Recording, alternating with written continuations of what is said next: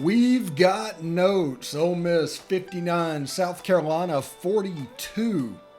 Right here, final from Vaught Hemingway Stadium. I'll tell you the good, I'll tell you the bad. The good is that Matt Corral set a school record for passing yards with 513. He threw 4 touchdowns and no interceptions. He's thrown a total of 7 incomplete passes in the last 8 quarters. That is amazing. He has thrown for about 950 yards in the last 8 quarters. He has not thrown an interception in the last 8 quarters. Ole Miss is a team leading the SEC in rushing, rushed for 195.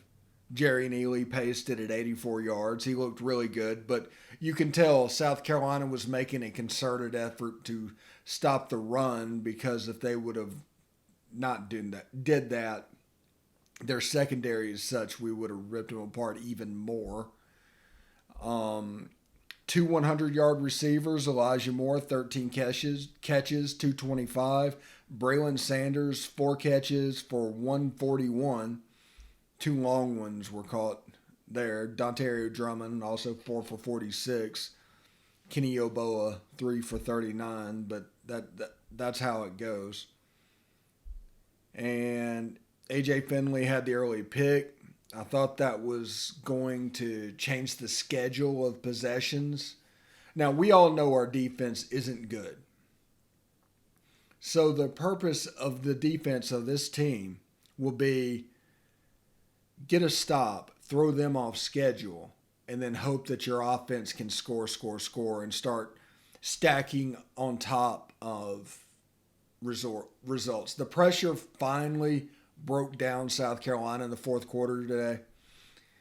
They scored a touchdown with about 10 minutes left to go up 42-38, and after that it was all Ole Miss, 3 touchdowns. And it was just the ball game.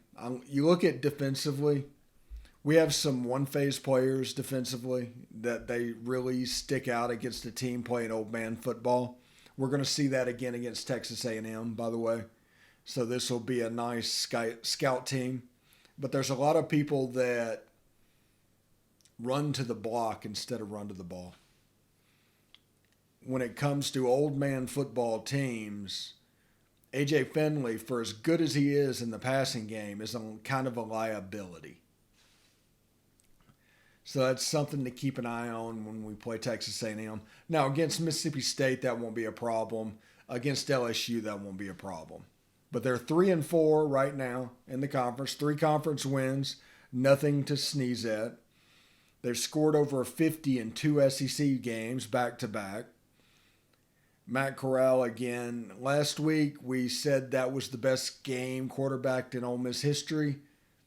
This is up there. This is something we haven't seen. And he finished 11 yards short of the GOAT's record, which is 540 yards. I think 544, something like that, of total offense of Archie Manning.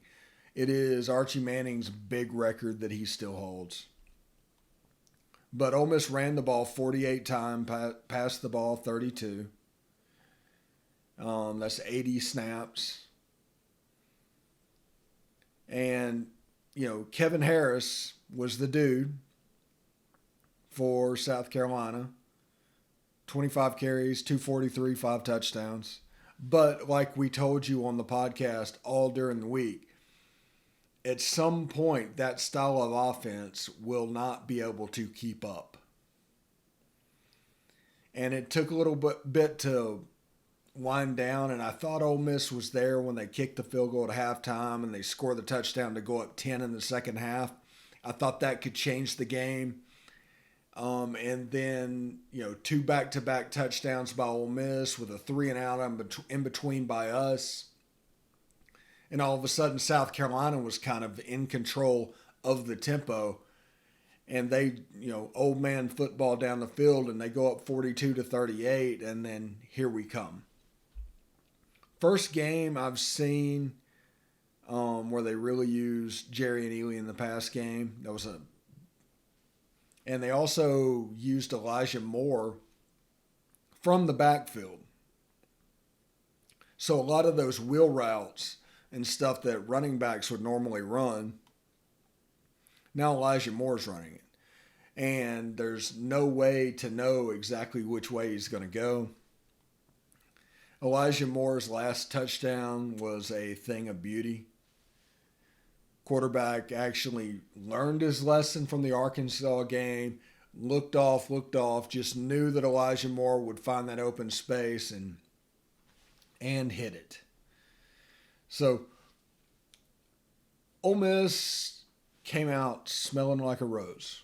They're 3-4 now, and they'll be favored probably against Mississippi State and LSU. They'll be an underdog to Texas A&M, but they're on track to score or to be 5-5 this season, which was something we would all take at the beginning of the year. And as you listen to my podcast, that was one of the records projected, either 5-5 or 6-4.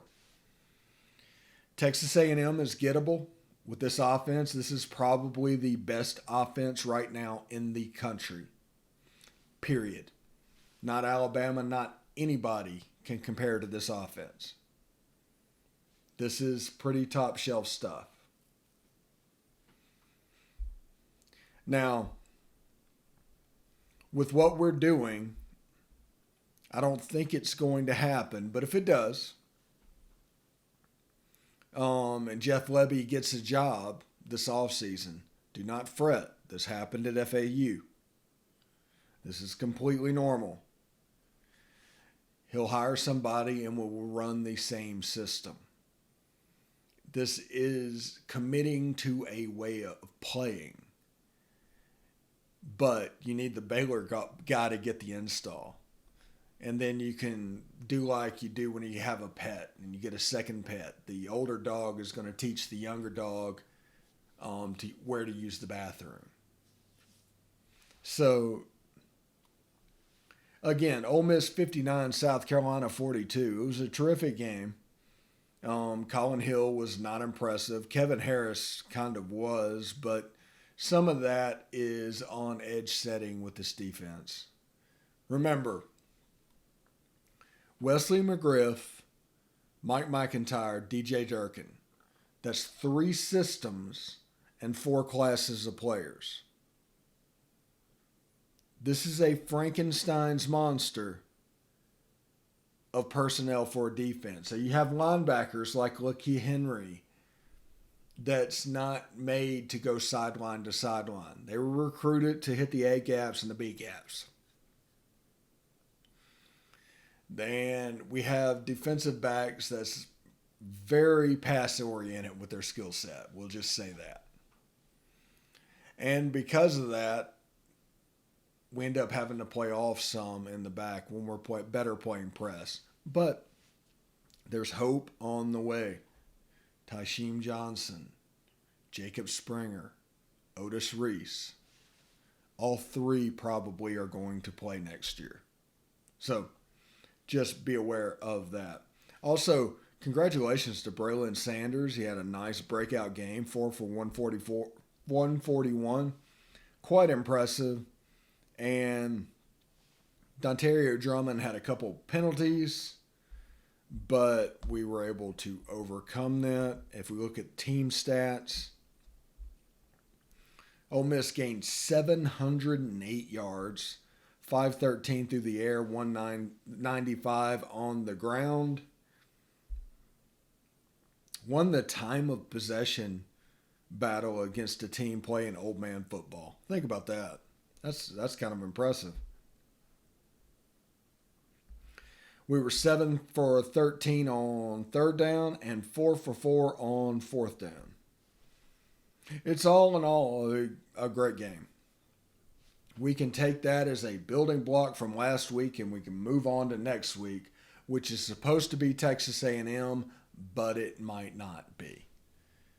So be prepared. We could find out Monday that we're playing LSU. We could find out Monday that we're playing the Egg Bowl. So just a heads up there. And then they announced that on Sunday or Monday, and let's go. We're a team at this point, 3-4, with winnable games left, which doesn't really matter. We basically have clinched the Liberty Bowl at this point. At a minimum, this team is going to the Liberty Bowl. They don't win another game, they're going to the Liberty Bowl. So just be prepared for that. Also, the Powders look great. First time we've gotten to mid-November, and we've worn red once, navy once, and then we have powder twice. My guess right now is navy for Mississippi State and red for LSU. I think we're going to do the numbers on the side of the powder blues for the Reds down at LSU. I'm anticipating that. But I thought last game was the best quarterback game in Ole Miss history. This might have been better. I mean, this was ridiculously good. 513-yard passes and 4 incompletions. He threw as many touchdowns as he did incompletions. He threw more touchdowns last week than incompletions by a 2-to-1 mark. So in the last 2 weeks, that's 2 full games against SEC opponents, he has thrown 10 touchdowns and 7 incompletions. This is somebody that took his speed bump at Arkansas and at Auburn and completely grew off of it. It was a developmental incident. And now, I mean, he's playing the position better than anybody in the country. You look at Kyle Trask's numbers, okay, that's great. Doesn't compare to this. Now, if on third down, Ole Miss's defense was 5 for 11. So South Carolina was under 50% on third down, and there were 2 fourth down stops involved. Now, the problem with the run game is they have to figure out how to stop the explosives. And they have to get somebody that wants to play that game when they play that game. Also, congrats to Tavius Robinson for getting in his first sack in the SEC today. That was a good moment. And Dean Leonard played really most of the game. So congratulations to him for both of our Canada boys. Again, 59-42 at Vaught Hemingway Stadium. Ole Miss wins. Victory over South Carolina. And next up, we are scheduled to have Texas A&M, but that could change tomorrow. So hope you enjoyed it. It was a building block. It was definitely a way moving forward. And we have an Ole Miss football team that has scored over 50 points and gotten over 600 yards of offense, 700 this week, against SEC opponents. This isn't a weak sister of the poor. And also, thank goodness, I just want to say this. Thank you, Matt Corral, for breaking the single game passage yardage record and taking it away from Shea Patterson. Thank you. So we will see you Monday on the Palmcast, and we'll start breaking down whoever we're going to play. I hope you enjoyed the game, and we'll talk to you then.